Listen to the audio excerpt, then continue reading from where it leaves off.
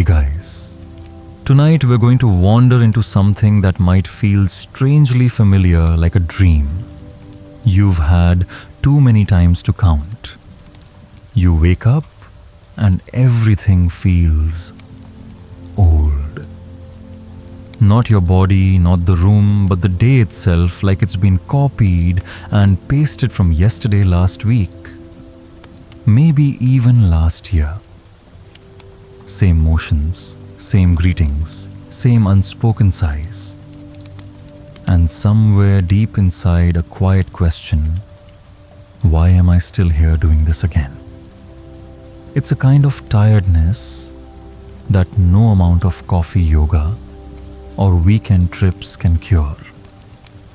And if you've felt it, you know it's not just about being busy.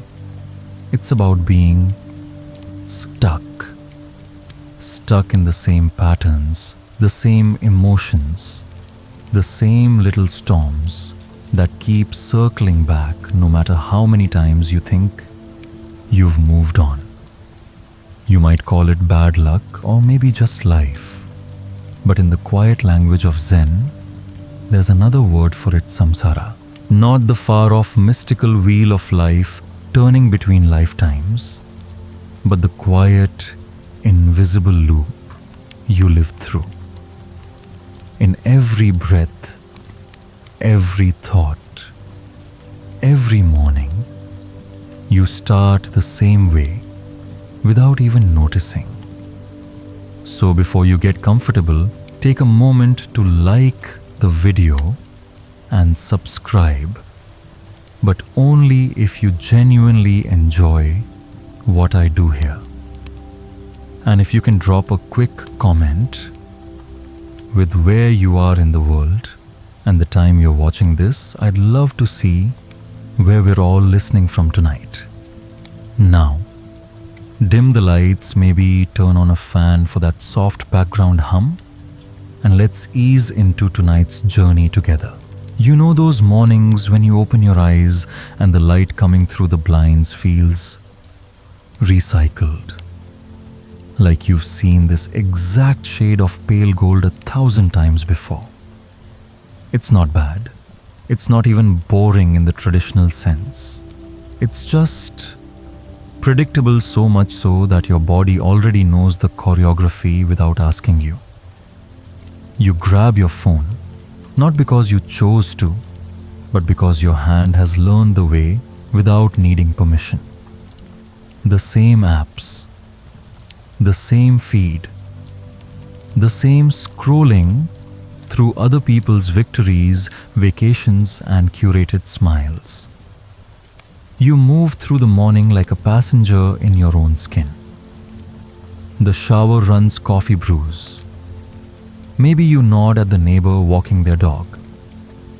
Your mouth says, "Hey, good morning," but your mind is already halfway into some old thought loop about what you have to do, what you wish you could change, or what you wish you could forget. It's not wrong. It's not a tragedy. But it's also not living. It's drifting. And the thing about drifting is you don't feel the current until you realize you've been carried far away from where you thought you were going. In Buddhism, this drift isn't just autopilot. It's samsara. Not the poetic, mystical kind about reincarnation in other worlds, but the everyday kind that happens when you repeat the same emotional script without noticing. Think about it. That spike of irritation when someone cuts you off in traffic. That knot in your stomach when you see a certain name pop up in your messages. That familiar ache when you pass by the restaurant where you used to go with someone who's no longer in your life. They're not new moments. They're echoes. They're the same scenes, just with different costumes. Different actors maybe. But the same role, you playing the same emotional beats you've played before. And if you zoom out, you can see the loop. Irritation turns into a whole silent argument in your head. That argument leads you to carry tension in your shoulders all day. That tension makes you short with your coworker. Your coworker pulls away, and suddenly, without realizing it, you've repeated an entire story from years ago. This is the wheel turning. Not in the heavens, not in some distant cosmic space, but here in the grocery line, in your kitchen, in your morning commute. Every unexamined thought and every reflexive reaction gives the wheel another push. And here's the thing, most people think breaking free from samsara means doing something huge. Quitting your job, moving to the mountains, starting a completely new life. But samsara doesn't care where you go. It travels with you. Because it's not about the place, it's about the pattern. If the pattern is inside you, you can change your scenery 1,000 times and still find yourself right back in the same quiet ache, the same restless hunger, the same stubborn wound. And maybe you're thinking, okay, but what do I even do with that? Well, first you notice it. Noticing is like turning on the light in a room you've walked through in the dark your whole life. Suddenly you see the furniture you've been bumping into. You see the path you've always taken. And with that, you get the first small chance to step somewhere new. That's what this journey is about. Not smashing the wheel in one dramatic moment. Not becoming someone else overnight. But learning to see the loop while you're still inside it. So you can choose gently, quietly to stop walking in circles. And that's when something subtle happens. You begin to realize that rebirth isn't about the next life. It's about the next moment. And if that's true, then every breath you take could be the start of a completely different way of living. But here's the twist, you don't just start over once. You've been starting over thousands of times a day without even knowing it. The question is, what exactly are you being reborn into each time? That's what we'll unravel next. It's strange, isn't it? How one small moment can flip a switch inside you and suddenly you're not the today version of yourself anymore. You've been replaced by the version that got its feelings hurt in 7th grade, by the version that still hasn't forgiven someone from 10 years ago, by the version that can't stop chasing the approval it didn't get back then. Every reaction is a kind of reincarnation. Not in the mystical cosmic sense, but in the way an old you can take over the driver's seat without warning. Picture this. You're standing in the break room at work. Someone makes a throwaway comment, nothing sharp, nothing direct. But it lands wrong, and instantly your chest tightens. Your brain pulls a dusty file from the archive. They don't respect you. You're not valued here. Now, without even noticing, you've put on the costume of the misunderstood one again. Or you're at a family dinner. A sibling teases you about something small. You laugh, but it's not a free laugh. Inside, something bristles.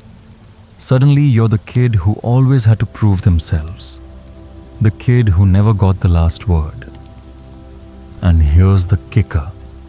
The people around you have no idea a transformation just happened. You still look like you, but inside a completely different version has stepped forward. That's what I mean by rebirth in every reaction. You don't have to wait for the next life. The next You can arrive in the time it takes to blink. When you look closely, you see the pattern. Something happens, emotion fires, old identity takes over. That identity isn't random, it's rehearsed. You've played that role so many times, you could perform it in your sleep, and in a way you have been. The question is, what would happen if you noticed right in the middle of the costume change? Noticed the moment before you speak, before you defend, before you shrink. What would happen if just once you stayed as the today you and didn't let the old one step in? If you've ever caught yourself mid-reaction and thought, "Oh, I've been here before, I'd love to hear about it in the comments." Not just for me, but because your story might be the mirror someone else needs tonight. This awareness doesn't mean you'll never react again. It means you'll start to see the gap, the space between the spark and the flame. And in that space is the choice not to let the past run your present. Because here's the truth, when you react the same way, you always have. You're not just repeating an emotion, you're stepping back into the same life. Same scripts, same endings, even if the set and the other actors have changed. But when you break the chain, when you say, "Not this time," you've just written a different ending. And the moment you do, you're no longer trapped in that small closed loop. You've stepped onto a path that can actually take you somewhere new. But here's the problem. Most of these scripts you're running, you didn't write them. They were handed to you. And you've been following them so long, you forgot you could choose a new one. In the next part, we'll talk about that hidden screenplay and what happens when you finally see it for what it is. Somewhere in your mind, there's a script you've been following, but you don't remember ever writing it. You didn't sit down at a desk one day and decide, "This is the story I'll live out for the rest of my life." No, it's more like the script was slipped into your hands before you even knew how to read. Maybe it came from the way you were treated as a kid, from the tone of your parents' voices, from the way teachers praised or didn't praise you, from what you were told you could or couldn't do. Every scene, every line, shaping an unspoken narrative. This is who you are. This is what people expect from you. This is what you deserve.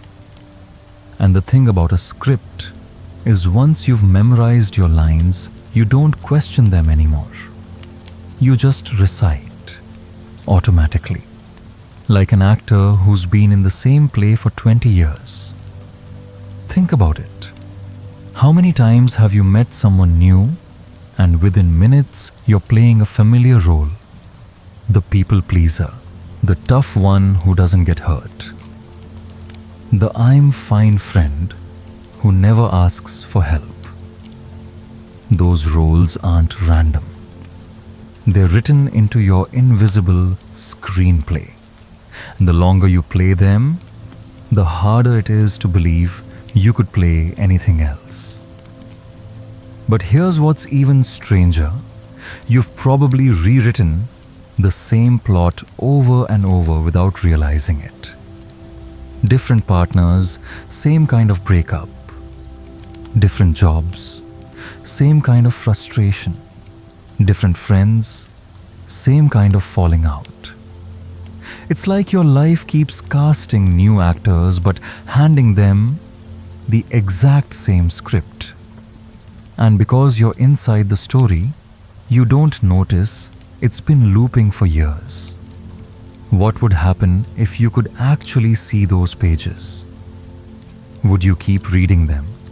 Would you still agree to your part? Or would you finally set the script down and try an improvised scene for once? If you've ever had that, oh no, I've lived this before moment, share it in the comments. Sometimes just writing it down can be the first step toward changing the ending. Here's the thing, you can't rewrite what you don't know you're reading. The first step is noticing the patterns, the recurring settings, the predictable conflicts, the way certain types of people always seem to find their way into your story. And once you see it, you can start making tiny edits. Not tearing the whole thing apart overnight, but changing just one line, one response, one with choice, and watching how the scene unfolds differently. But knowing the script is only part of it. To really understand why the story keeps looping, you need a map, a clear picture of how the mind builds these cycles from the ground up. And that's exactly what ancient wisdom gave us. A blueprint for the mind itself. We'll open that map next. Imagine if someone handed you a map. Not of streets, not of cities, but of your mind. A diagram showing exactly how a single thought can become a whole lifetime of patterns, and how one tiny spark inside you can ignite a full storm of suffering. That's what the Buddha gave us in what's called the 12 links of dependent origination. It's not philosophy in an ivory tower. It's not a mystical chart for monks only. It's the backstage layout of how your reality is built moment by moment. It starts with ignorance, not stupidity, but the simple not seeing of how things truly are. From ignorance comes formation, the habits, the mental grooves you've been carving for years. Then consciousness, that first flicker of I noticing the world. Next, name and form your mind-body combo, the way you start labeling what's here, me, mine, good, bad. From there you get 6 sense bases: eyes, ears, nose, tongue, body, mind. When those meet the world, you get contact, seeing a face, hearing a song, feeling the brush of wind on your skin. Contact brings feeling pleasant, unpleasant, or neutral. Feeling leads to craving. You want to keep the good, push away the bad. Craving slides into clinging, holding tighter. Building a whole identity around what you like or hate. Clinging creates becoming actions and choices that reinforce the pattern. That becoming gives you birth, not literal birth, but the birth of a new self in that moment. And inevitably, birth leads to aging, and death the decay or loss of whatever self you just built. And then the wheel spins again, the wild thing. That whole cycle can happen in less than a second. You see something, feel something, want it or hate it, and suddenly you're reacting not to the thing in front of you, but to a whole chain of inner events you didn't even notice starting.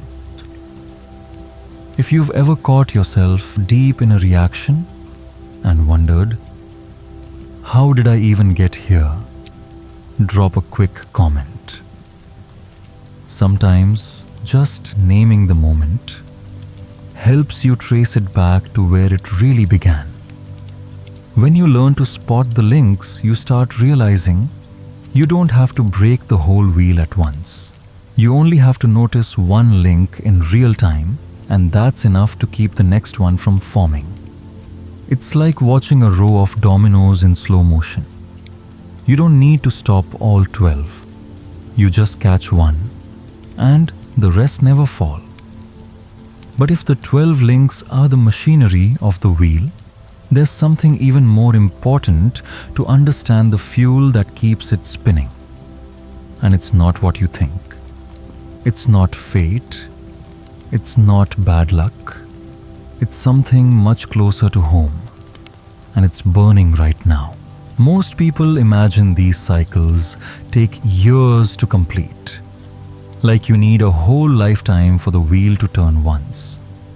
But the truth, it spins faster than you can blink. Sometimes the entire ride from ignorance to craving to loss happens before you've even realized you've stepped on. Think about the last time you felt a rush of excitement. Maybe someone texted you back after you'd been waiting. Your chest warmed, your shoulders loosened, and you thought, finally, this is good. But a few minutes later, they said something you didn't like. The warmth cooled. Now you were tense, your thoughts running ahead, building a whole story out of one small moment. That's the wheel. It's not some slow ceremonial thing, it's a machine that runs in milliseconds. You don't notice the gears until you're already halfway through the loop. And the faster it spins, the more it feels like you're not in control. It's like being on one of those old carnival rides, the spinning kind that pins you to the wall. The world blurs. You forget what stillness even feels like. The scary part is, the wheel doesn't just spin when something big happens. It's running quietly in the background all day. Every time you compare yourself to someone else. Every time you replay an argument in your head. Every time you reach for your phone, not because you need it, but because you can't stand the gap between thoughts. And when you live like that, you're not living at all. You're just riding in circles, mistaking motion for progress. If you've ever had that spinning ride feeling, where the day blurs together and you can't even remember how you got from morning to night, share it in the comments. Sometimes just naming the spin is the first step to slowing it down. Here's the good news. You don't have to stop the wheel forever. You just have to notice it while it's moving. One clear breath in the middle of the spin is enough to feel the ground under your feet again. And when you do, you start to sense something else. The wheel isn't powered by magic or fate or some outside force. It runs on fuel, and the more you feed it, the faster it goes. So if you want to slow the wheel, you have to understand what that fuel is and what happens when you stop pouring it in. In the next part, we'll open the firebox and look at the real energy source of samsara. It's not just one thing, it's three. Three quiet flames you've been carrying your whole life, and they've been burning you from the inside out. Every wheel needs fuel, and the wheel of samsara, the loop, that keeps you living the same emotions, the same conflicts, the same ache, runs on three fires. In Buddhism, they're called the three poisons: craving, aversion, and ignorance. But let's call them by their everyday names: wanting, pushing away, and not seeing clearly. They sound simple, almost harmless. But these three are subtle arsonists, and they've been feeding the spin of your life for as long as you've been breathing. The first fire, craving. It's the feeling that something out there will complete you. It's that moment when you think, if I could just get this, then I'd be okay. A new job, a text back, a different body, someone's approval, Sometimes craving looks like hunger for pleasure. Sometimes it's the quiet itch to hold on to what you already have. And sometimes it's dressed up in spiritual clothes. The desire to be better, wiser, or more enlightened can burn just as hot as wanting a raise or a vacation. The trouble is, craving never says, okay, that's enough. It's like drinking salt water. The more you have, the thirstier you get. The second fire, aversion. On the surface, it's the opposite of craving the impulse to push something away. But it's really just the other side of the same coin. What you crave, you pull toward you. What you reject, you shove away. Aversion shows up as irritation, resentment, frustration. It's the tightening in your chest when you hear bad news. It's the silent protest when things don't go how you planned. It's the thought, I can't stand this. Whether this is a person, a traffic jam, or your own feelings. And here's the kicker, even when you think you're letting go, if you're secretly pushing something away in your mind, you're still feeding the wheel. The third fire, ignorance. This isn't about intelligence. It's about confusion.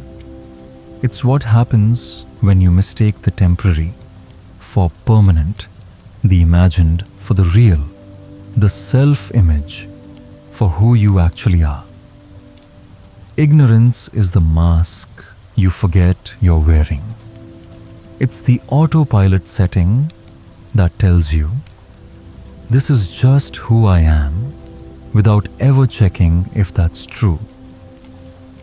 What makes these three so dangerous is that they don't live alone. They feed each other. Craving turns into aversion when you can't have what you want. Aversion deepens ignorance when you refuse to see things as they are. Ignorance breeds craving when you don't realize you already have enough, round and round. They go not in theory, but in the space of an afternoon, a single conversation, one brief scroll through your phone. If one of these fires, wanting pushing away or not seeing clearly, feels like it's been running your day lately, drop its name in the comments. Not as a confession, but as a way to put a little light on it. Sometimes, awareness is the first bucket of water. Here's the hope in all of these fires go out when you stop feeding them. You don't have to attack craving, destroy aversion, or shame yourself for not seeing clearly. You just have to notice the moment they start to spark. A tiny pause, a breath before you react, a quiet, oh, there you are again. And suddenly, the fire loses heat. It's not glamorous. It's not cinematic. But every time you do this, the wheel slows a little. And in that slowing, you start to see what's really happening underneath, the deeper patterns, the hidden habits, the quiet points where change is actually possible. And of the three fires, the first one, craving, is often the hardest to spot. It's not always loud. It doesn't always feel like hunger. Sometimes it wears a smile. Sometimes it dresses like love. And sometimes it disguises itself as ambition. Next, we'll get close enough to see craving for what it really is and what happens when you stop chasing it. Craving has a way of making promises it can't keep. It whispers, if you just had this one thing, you could finally rest. and for a moment you believe it. You picture the feeling, the relief, the satisfaction, the exhale you've been holding for years. But craving is a tricky salesman. It delivers just enough to keep you hooked, but never enough to make you whole. In daily life, craving wears 100 different costumes. It's the glance at your phone waiting for that one message. It's the one more episode at 2 a.m. even though your eyes are heavy. It's the way you imagine life will finally make sense if you just move to a new city, find a new partner, or hit a certain number in your bank account. Craving isn't just about luxury or pleasure. It can be as small as wanting the coffee to taste a certain way or the room temperature to be perfect. It's the subtle pull toward better and the quiet refusal to be with what is. And sometimes, craving hides in places that look noble. The desire to be a good person, to do better, to become enlightened, these can be just as sticky as wanting a new car. Because underneath the goal, there's still the belief that right now isn't enough. Craving has no finish line. It's like trying to quench your thirst with salt water. The more you drink, the more you need. Think about the last time you got what you wanted. The raise, the date, the thing you'd been waiting for. How long did the high last minutes, hours, and then, without fanfare, the satisfaction faded and a new craving quietly took its place? That's the cycle. The carrot on the stick, always just ahead. Take a second and think, what's the carrot you've been chasing lately? If you feel like sharing, drop it in the comments. Not for judgment, but to see it clearly for yourself. Sometimes writing it down is enough to loosen its grip.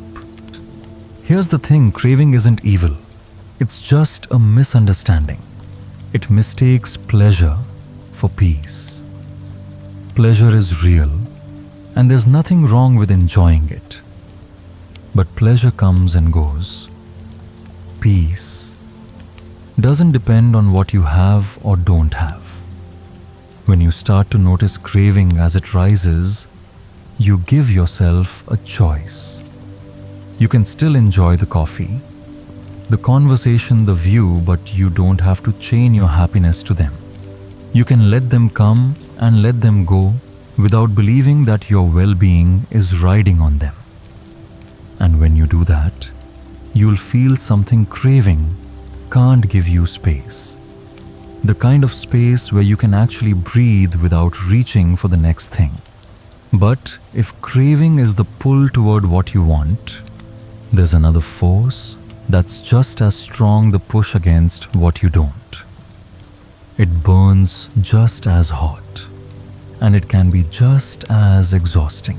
Next, we'll step into the heat of aversion and see why running from discomfort often keeps us stuck exactly where we are. If craving is the pull, aversion is the push.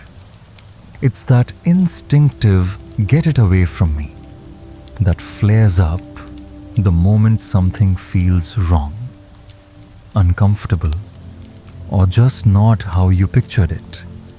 And just like craving, aversion can be loud or quiet.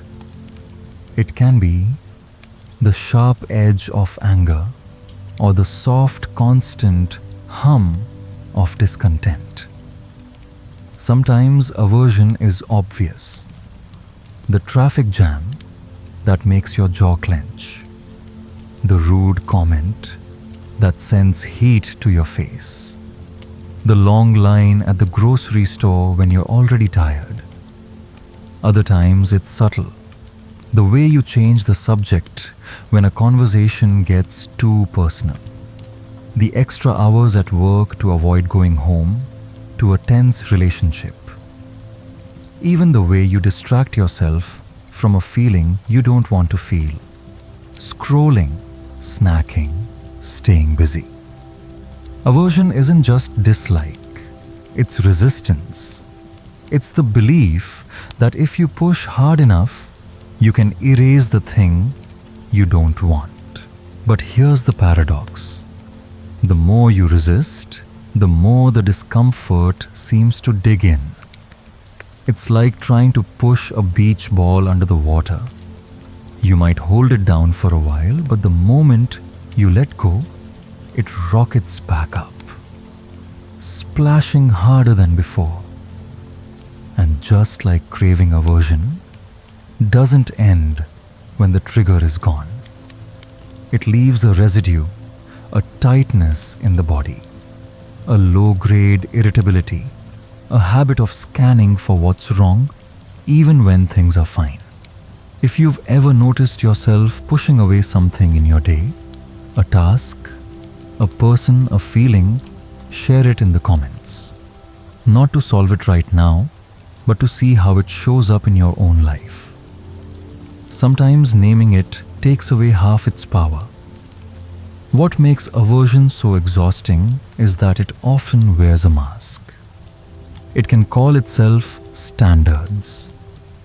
It can hide behind, I just like things a certain way. It can even dress up as self-care, when really it's just avoidance with better branding. And because it often feels justified, we rarely question it. After all, who wouldn't want to avoid pain? But when avoiding pain becomes the default, you stop learning how to live with it. And life will always hand you some. Here's the truth that's hard to swallow.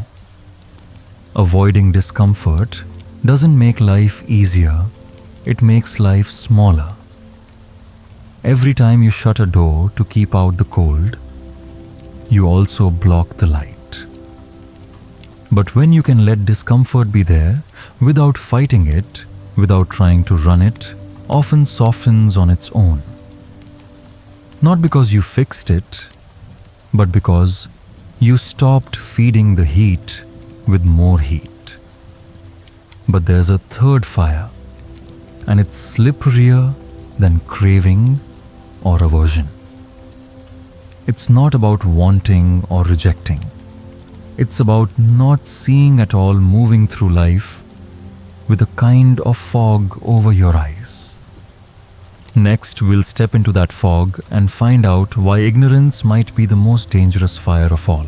If craving is the pull and aversion is the push, then ignorance is the blindfold you're wearing while you're being pulled and pushed around. It's not about being unintelligent. It's about not seeing things clearly, mistaking shadows for solid objects, taking half-truths as the whole picture. Ignorance is subtle. You can be smart, successful, and highly educated and still be caught in it. Because ignorance doesn't live in your resume or your grades. It lives in your automatic assumptions about what life is, who you are, and how things should be. Sometimes ignorance shows up as a story. You've never questioned, I'm just the kind of person who... Life is supposed to work like this. I can't be happy unless...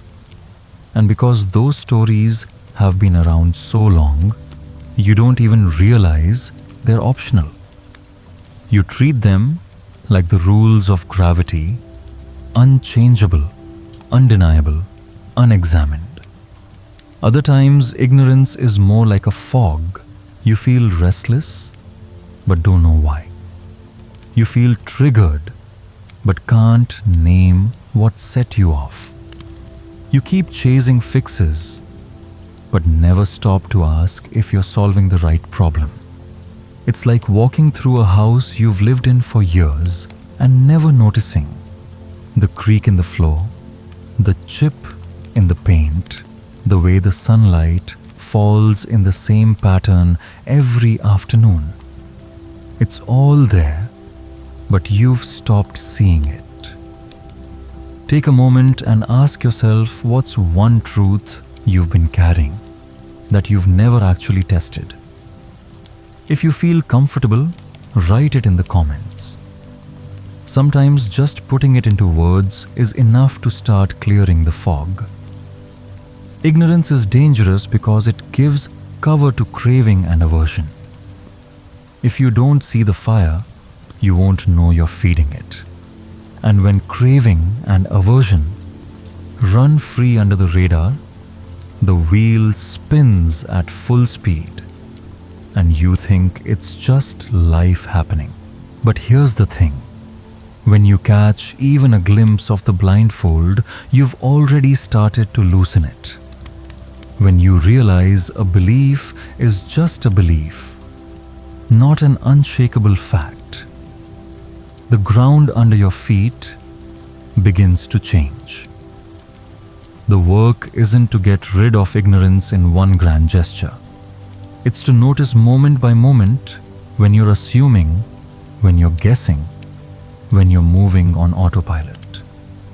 And when you do, you begin to see how the three fires aren't just problems on their own. They're fuel for the next stage of the wheel, the chain of cause and effect that turns one feeling into an entire identity. And in that chain, there's a very particular link where the wheel can be stopped. It's right between the feeling that first sparks and the craving that rushes in to grab it. Next, we'll look closely at that moment and how pausing there can change the entire story of your life. If the wheel of samsara is a chain, then feeling is the link where everything starts to get personal. It's that first ripple after contact. The moment something touches your senses and sends a wave through your body. The feeling itself is simple, pleasant, unpleasant, neutral. But the moment after that's where the chain either keeps building or quietly falls apart. Imagine you're walking outside and a cool breeze slides across your skin. For a second, you just feel it, the softness, the relief. Then the mind says, I wish it could be like this all day. That's it. Craving has been born. Or someone says something sharp to you. You feel the sting. Then almost instantly, the thought comes, I need to defend myself. I can't let them talk to me like that. And now, craving's sibling aversion has stepped in. The problem isn't the feeling.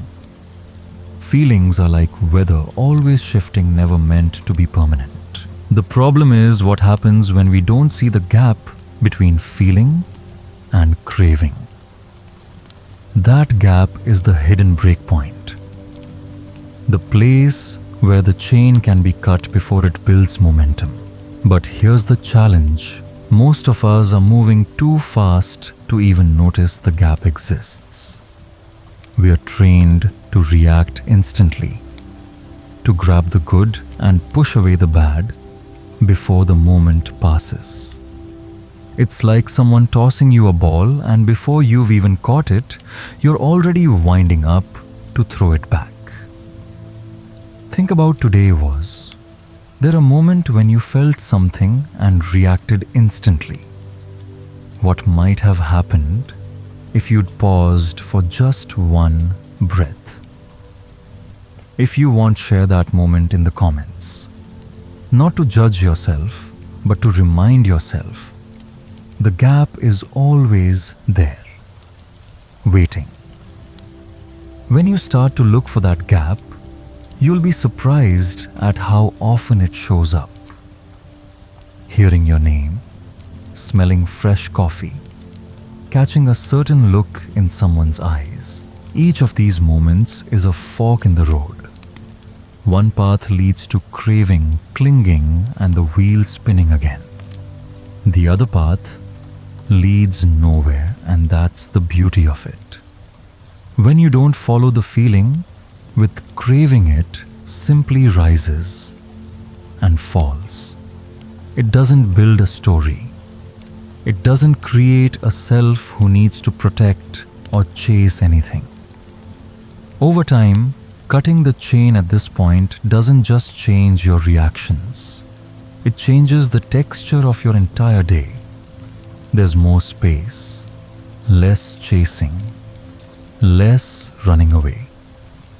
You start to realize you can feel everything without being ruled by any of it. And when you learn to pause at the hidden breakpoint, something powerful happens.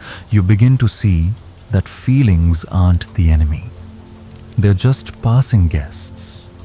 But to truly understand how to meet them without getting swept away, we need to go deeper into what it means to simply stay with a feeling and let it live and die on its own. We're not taught to stay with feelings. We're taught to manage them, fix them, or get rid of them as fast as possible. If it's pleasant, hold on tight. If it's unpleasant, push it away. If it's neutral, ignore it completely. But there's another way, and it's quieter than you might think. Imagine a feeling like a wave rolling toward you. Your habit might be to ride it or to dive under and avoid the splash. But what if you just stood still and let the water wash around your ankles? Staying with the feeling means you don't add a story to it. If it's joy, you don't rush to claim it as mine or demand that it last forever. If it's sadness, you don't rehearse every reason you're justified in feeling it.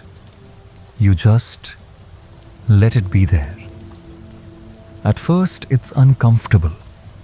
Your mind wants to jump in with labels, explanations, plans to make it stop. But if you can resist that first reflex just for a breath, you'll notice something. The feeling shifts on its own. It might swell for a moment. It might fade quietly. It might change into something else entirely. You realize it was never permanent to begin with. Staying with the feeling isn't passive. It's active in the sense that you're fully present. Your attention is steady, like holding a lantern over a moving stream. You see every ripple without trying to dam the water. Think back to a recent strong feeling, good or bad. What would it have been like to simply sit with it for a minute without reacting, fixing or feeding it?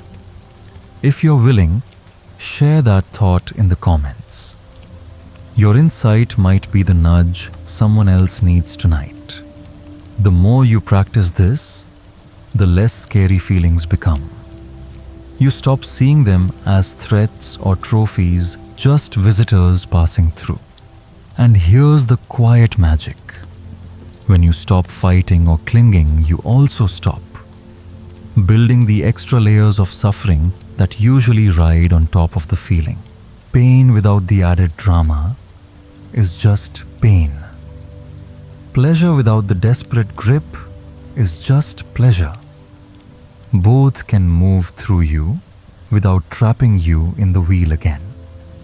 This doesn't mean you'll never get caught. You will. We all do. But every time you remember to stay, you're building the skill of freedom one moment at a time. And once you've seen how to stay with a feeling, you start noticing something else. There's a whole character in your story who thinks it owns those feelings. That's the self we'll talk about next. The one who keeps putting itself in the center of everything. And the surprising truth about what happens when you see through it. If feelings are waves, then the self is the imaginary surfer who insists, "These are my waves, I'm the one riding them." It's the character you've been playing for so long that you've forgotten it's a role. And it feels real, so real, because every thought, every emotion seems to report back to this central figure, me. This self isn't a villain. It's more like a clever stage manager. It organizes your memories into a storyline, arranges your habits into a personality, and gives you the sense of being the same person you were yesterday, last year, 10 years ago. The problem is when you believe the self is solid and permanent. Every little bump feels personal. If someone criticizes your work, it's not just a comment, it's an attack on you. If you lose something you love, it's not just loss. It's, I've been diminished. Most of the wheel's spin comes from this one illusion. Because once you have a self to protect or enhance, every craving and aversion makes perfect sense. You chase what will make you better. You push away what will make you smaller. And so the fires keep burning. But here's a strange truth: you can have thoughts, feelings, and memories without a fixed self owning them. You can watch anger rise without saying, I'm angry. You can notice sadness without turning it into, I am broken. In those moments, the self loosens its grip. The wheel loses momentum. Take a moment and remember a time when you said, that's just who I am. What if that was just a habit, not a fact? If you feel comfortable, share it in the comments. Not to strip away your identity, but to see how flexible it might actually be. Seeing through the self isn't about destroying it. It's about recognizing it for what it is. A useful story, not the unshakable truth. Like an actor who steps off stage and removes the costume, you can step out of the role for a moment and realize you're more than the script you've been reciting. And once you get even a small taste of life without that constant me in the center, you start to see the possibility of moving through the world with less defending, less grasping, less spinning altogether. And that's where the real transformation begins. Because when the self stops running the show, what's left isn't emptiness. It's a kind of stillness that's been here all along. In the next section, we'll talk about that stillness and why the ancient word for it is nirvana.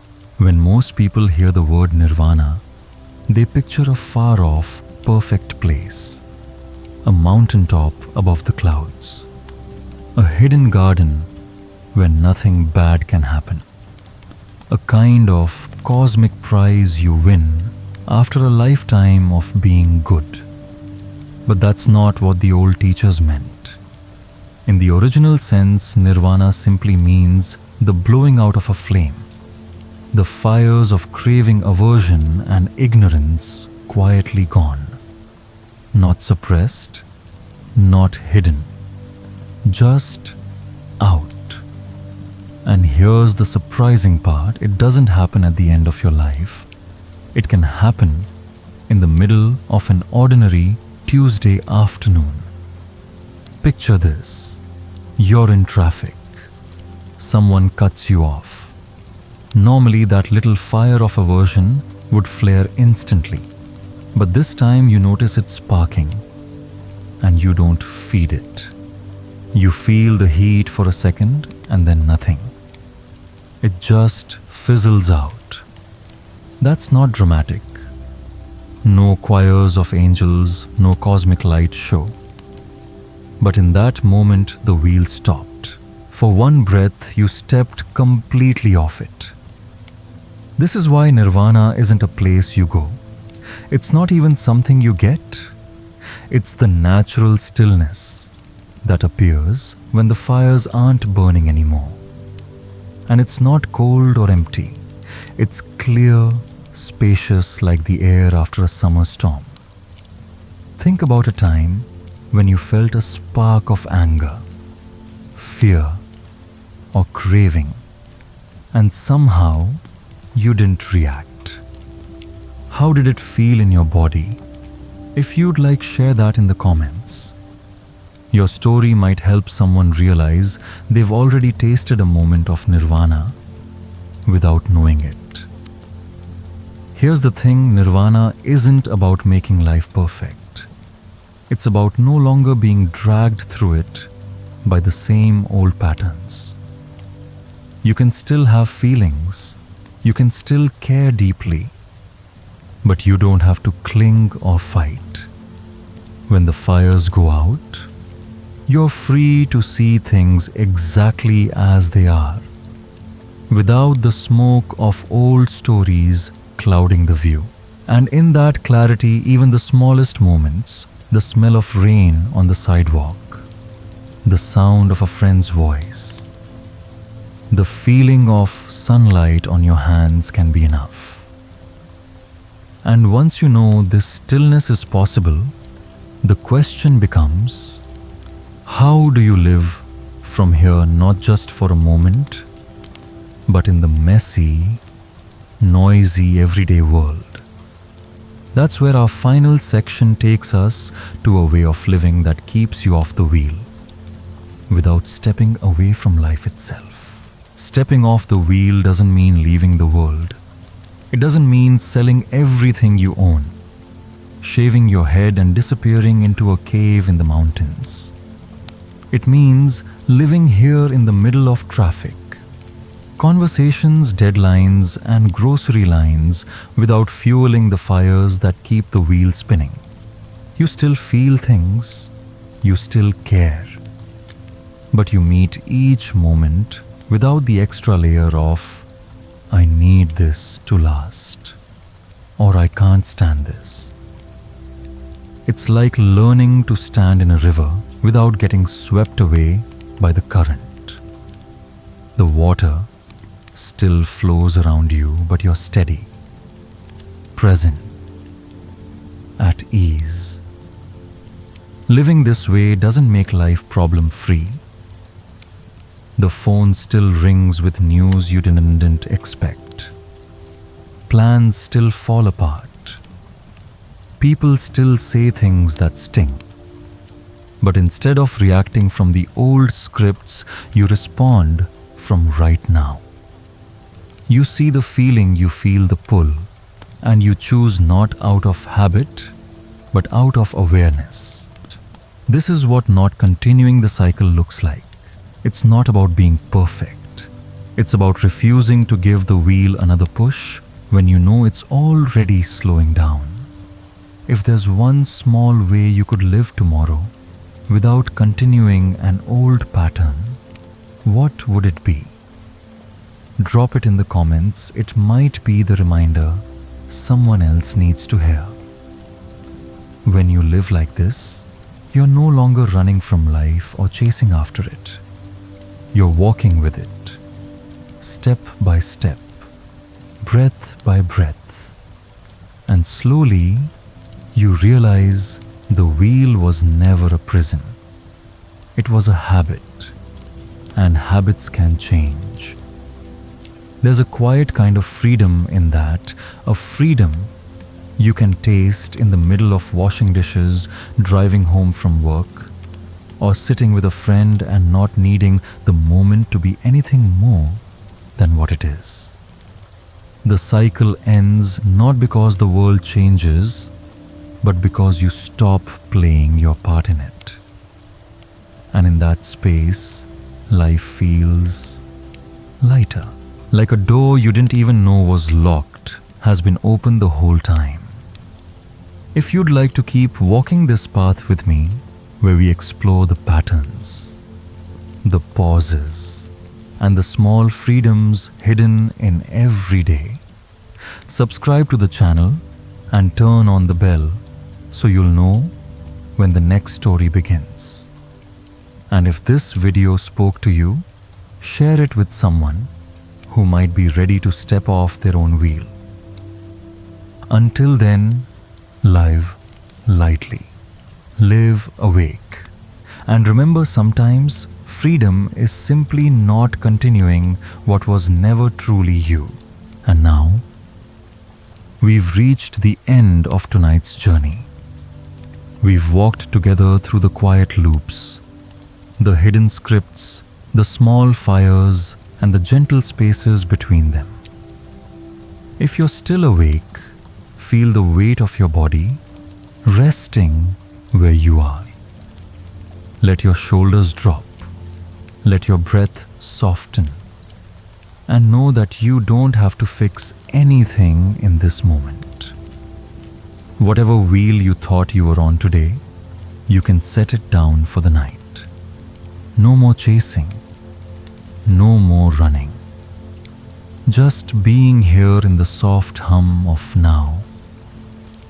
Maybe you can hear the faint sounds around you, a distant car, the whisper of a fan, the slow rhythm of your own breathing.